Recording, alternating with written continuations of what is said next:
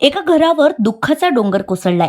आधी नातवाचा दुर्दैवी मृत्यू आणि अवघ्या 15 दिवसात कुटुंबातील ज्येष्ठ आधारवडही काळाच्या पडद्याआड गेलाय. पुण्यातील लोहगड हत्याकांडानंतर अग्रवाल कुटुंबावर पुन्हा एकदा दुःखाचा आघात झालाय.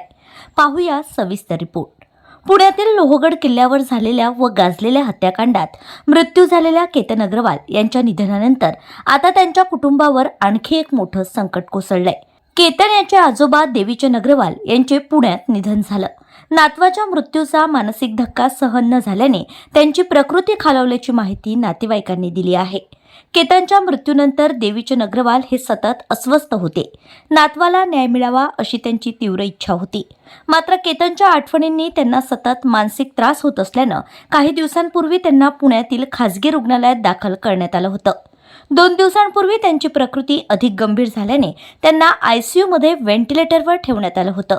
तज्ज्ञ डॉक्टरांच्या देखरेखीखाली उपचार सुरू असतानाच त्यांनी अखेरचा श्वास घेतलाय.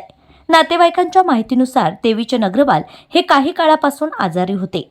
काही दिवसांपूर्वीच त्यांच्या हृदयाशी संबंधित मोठी शस्त्रक्रिया यशस्वीपणे पार पडली होती. मात्र त्यानंतर पुन्हा प्रकृती बिघडल्याने त्यांना रुग्णालयात दाखल करावं लागलं. दरम्यान केतनचे वडील विशाल अग्रवाल यांनी आपल्या सोशल मीडिया स्टेटसवर मिस यू डॅड असे 3 शब्द लिहून आपल्या वडिलांना भावपूर्ण श्रद्धांजली अर्पण केली. या पोस्टमधून अग्रवाल कुटुंबावर ओढवलेल्या दुहेरी दुःखाची प्रचिती येत आहे.